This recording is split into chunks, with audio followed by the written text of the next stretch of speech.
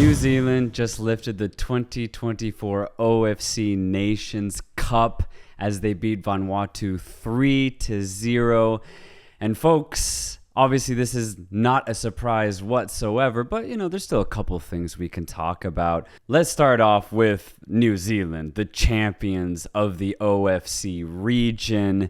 I mean, what more is there to say other than just looking at how they've performed in every single game at this tournament? It's absolute domination when New Zealand take the pitch. It doesn't matter who they're playing, Vanuatu, Solomon Islands, Fiji, Tahiti even. It really does not matter. They are definitively the best team in the OFC. And let's remind ourselves, again, this is the B team of New Zealand.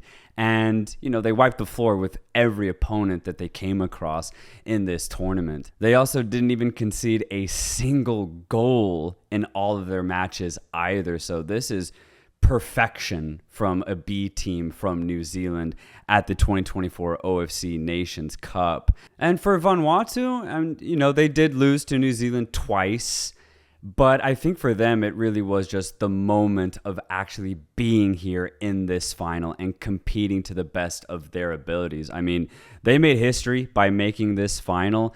And in general, I think Vanuatu made a huge statement by marking themselves as a team that is on par with the Solomon Islands, the next best team behind New Zealand in the OFC.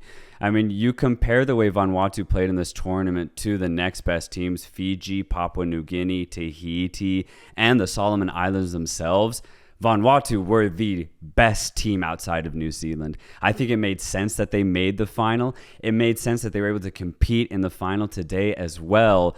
Vanuatu, kind of out of nowhere, have become one of the better teams now in the region. I'll be really excited to see Vanuatu over this next World Cup qualification cycle that I believe starts this fall in October. So I think for Vanuatu, this is really promising, very exciting, and I can't wait to see how they continue to develop. They have some really fun talents like Tasso Jeffrey, Godin Tenene, and Bonkala, who unfortunately was injured for this final. I've been very impressed with their level of play, how quickly they move the ball. They're very dynamic going forward. So Vanuatu have a lot to look forward to. And also just a big shout out to the country of Vanuatu in general. A really good hosting job for this year's edition of the OFC Nations Cup. The crowd was lit. It was a packed house in this final. So it was a pleasure watching these matches in Port Vila. Now onto the game itself, there wasn't too much action. The game starts off in the second minute off of a loose ball shot. Cam Howison gets on the end of it and hits a beautiful half volley, and New Zealand take a very, very early lead. But the response Vanuatu gave was very impressive. They tightened up defensively and enjoyed a really good spell of possession, honestly, for the rest of the first half. New Zealand were a bit sloppy when they would go forward, and Vanuatu were able to move the ball around, albeit in the middle of the pitch. New Zealand did not allow them to venture forward whatsoever, and basically, by the second half, Vanuatu started to tire. There was a red card in the 75th minute, and New Zealand took care of business after that, getting 2 more goals. For Vanuatu, again, even though they did have spells of good possession and good moments in this match, they simply could not generate anything in the final third. I think it was past the 80th minute where they finally generated their first shot. So New Zealand just did not let Vanuatu play in their third. And for New Zealand, it wasn't their best game at this tournament, but I think what they've shown is they don't have to be at their best to be the best team here. And I think that opens up kind of the bigger discussion that I want to kind of talk about. It's my ultimate takeaway from watching all of these matches is the disparity between New Zealand and the rest of the OFC. The way New Zealand exploits space is just so much more effective, so much more dynamic than any other team in the region. for the most part, New Zealand can kind of sit back, pick their moments, be very patient, and they will score 3, 4, maybe even 5 goals. And if they really want to press the situation, they could probably get 8, 9, or 10 goals. And it's that fact that kind of makes me wonder, what is the association's ultimate goal here? Obviously, every country's goal is to qualify for the World Cup, but to do that, you always want to be playing against the best competition. For New Zealand, I just don't see them having any competition in the OFC anymore. I think for the longest time, there was chances and opportunities for other teams to compete dead on with New Zealand, but the trajectory that the talent of New Zealand are on, I just don't really see there being competition for New Zealand anymore. And it brings up interesting questions that, may or may not ever get answered. So, for example, could New Zealand go to the AFC just like Australia did, 20 years ago now? Now, for Australia, they beat a team 30 or 31-0, something crazy like that. So, at the time, it definitely made sense that Australia shouldn't be in the OFC anymore. So, they left and now have conquered Asia. For New Zealand, it isn't quite that dominant yet, but I wonder if it can be. World Cup qualification starts in the OFC this fall, and the format is actually the exact same as the OFC Nations Cup. It's just, instead of played over 2 weeks, it's played over a couple of months. What I'm hoping is that New Zealand bring their absolute best players, their A team, and pop off. Score as many goals as you can against whoever you face, and just see what happens. Honestly, I think an A team of New Zealand could beat any team, I'd say 7-0 minimum. And I know that sounds really harsh or very, very aggressive, but I just do think it is the reality of the OFC right now. So I'm hoping New Zealand try to pull off what Australia did 20 years ago. I think it would just make a statement. Now, where it gets a little conflicting is if you look at the way World Cup spots are allocated for the OFC, going forward, the OFC now gets one automatic spot. So if you're New Zealand, you are guaranteed from now on a spot in the World Cup. If you consider that there's no competition, New Zealand is going to be at every single World Cup from now until the end of time. So it kind of begs the question, does New Zealand even want to leave the OFC because of that? If you get a free spot in the World Cup, basically, then why would you want to go to another region and possibly not qualify now?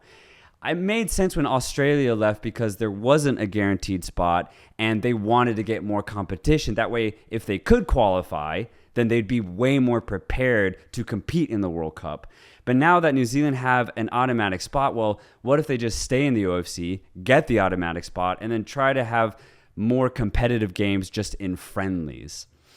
Obviously, you'd like to see football win here and, see New Zealand be in a more competitive region, but I don't know. I think the circumstances make it easier for New Zealand to stay in the OFC. And for the rest of the OFC, what do you do to try and maintain competitiveness? A thought could be, what if the OFC just in general all joined the AFC? It's only 11 associations, so the AFC is already pretty big. I think adding 11 more wouldn't be that crazy. Now, the opportunity of these island nations, I think, would go drastically down. I think that's why I would be against that. What the OFC does for these islands is actually phenomenal. And I actually want to take the time here to just give a big shout out to the OFC in general because they do a great job at promoting the game in, let's just be honest, probably one of the more poorest regions in the world.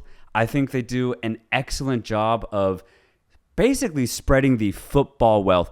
It'd be so easy to just host every game in New Zealand. CONCACAF it. The way that all Gold Cups are always hosted in the US, You could basically do that in the OFC and host everything in New Zealand and you get a really good product visually. But what I love about the OFC is they always try to promote the game in every single country. It's beautiful. Again, for Vanuatu to be host was such a big moment, and they're able to ride that energy and make an appearance in the finals. It was a really cool moment, and I think a big part of that is down to the OFC themselves for really trying to promote the game evenly amongst the confederation. So I just want to, again, give a big shout out to the OFC. It is interesting too, because it is the only region where money isn't the main driving factor for decisions. So you get this really cool product where football wins. It's just all about football. Money is not involved whatsoever. And you get these beautiful images in Port Vila where you have a packed stadium and the host nation of Vanuatu in a final. It's amazing. You don't see that anywhere else across the entire world. So that's why I'd say let's keep the OFC as its own separate confederation. Nevertheless, it'll be so interesting to see New Zealand evolve over the next 10, 15 years, as well as the other nations in the OFC. For New Zealand specifically, I would love to hear everyone's thoughts on what you guys think. Should New Zealand be in the AFC? Or I wonder if there just is some sort of solution where maybe New Zealand stays in the OFC, but I don't know, maybe they could be an invited guest to Asian tournaments. I think that'd be really helpful for New Zealand in the long run, but I'm not sure exactly what is and isn't possible. Anyway, that's all speculation, but the fact of the matter is New Zealand are champions of the OFC. It's fully deserved as they dominated in every single match. So a big congratulations to New Zealand. This is a massive win, especially considering the last time the trophy was lifted was 8 years ago. So I actually do think that for the most part, this is a new experience for every single New Zealand player, even though the country itself won it 8 years ago. So the experience gained, I think, is massive for the players themselves, but also for the coach, knowing what players to pull from the B team that maybe could get some minutes with the A team. Guys, it's been a pleasure covering this tournament. Thank you for listening. And again, let me know your thoughts on Vanuatu, on New Zealand, the OFC Nations Cup in general. It's been a lot of fun, and I'll see you guys in 4 years for the next edition.